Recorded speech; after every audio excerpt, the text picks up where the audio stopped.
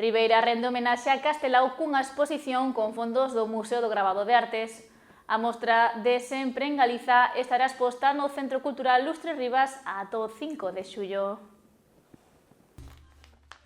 O ano Castelao non deixa de atraer actividades relacionadas cun dos persoeiros máis influentes de Galicia.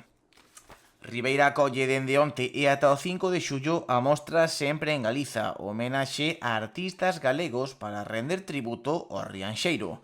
Un conxunto de obras co selo de Castelao que fan un percorrido do exilio que viviu o escritor. Nesta obra inclúense ensaios, conferencias e discursos elaborados polo Rianxeiro a partir de 1935 en distintas cidades polas que pasou o seu exilio, dende Badaxoz a Valencia, Barcelona ou Nova York. E que chegou a Galiza este libro de xeito clandestino. Pensemos que non foi ata o ano 1975 en que se editou por primeira vez en Galiza a editorial Acal. Por lo tanto, é un libro fundamental.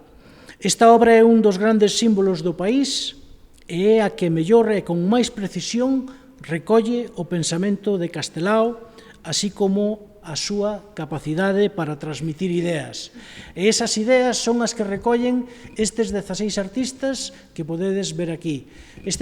Trátase dunha aposta do Concello para ilustrar a ciudadanía sobre a vida do escritor de Rianxo. Na presentación da mostra participaron moitos dos artistas que colaboraron con ela, dando conta do arduo traballo que lles costou levala a cabo. Penso que é moi importante acceder tamén á súa biografía para sentirnos identificadas e velos como persoas e ver que todas as cousas que el conseguiu e todas as cousas que el pasou as podemos pasar calquera de nós a día de hoxe, non? Entón, pareceme un punto importante a ter en conta cos artistas, cos políticos, cos novelistas, cos escritores, con calquer persoa, non? Que puido pasar non a historia. Ben, esta exposición que temos a honra tamén de dicir, non? Que temos a artistas como Alfonso Costa, pois aquí tamén, non? Formando parte dos gravados, xa vedes todo o traballo, non? Xa dixo Pastor, pois que tiveron que ler o Sempre en Galiza, que tiveron, non? Que facer un montón de bosquexos previos, entón, xa non só o traballo que pasaron para facela, senón, pois todo o que intenta mostrar a través dele, non? Dende o Concello ribeirense búsquese así homenaxear a Castelao fora da data propia do seu pasamento. Pretenden con isto alongar o ano Castelao durante os 12 meses.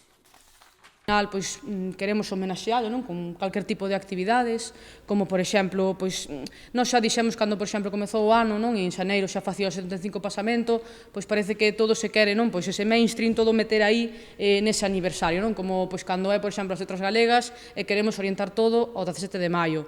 Neste equipo de goberno pensamos que isto hai que estender no tempo. Castelao é un personaxe, foi unha persoa que hai que ter en conta non só nese mes e non só neste ano, senón sempre.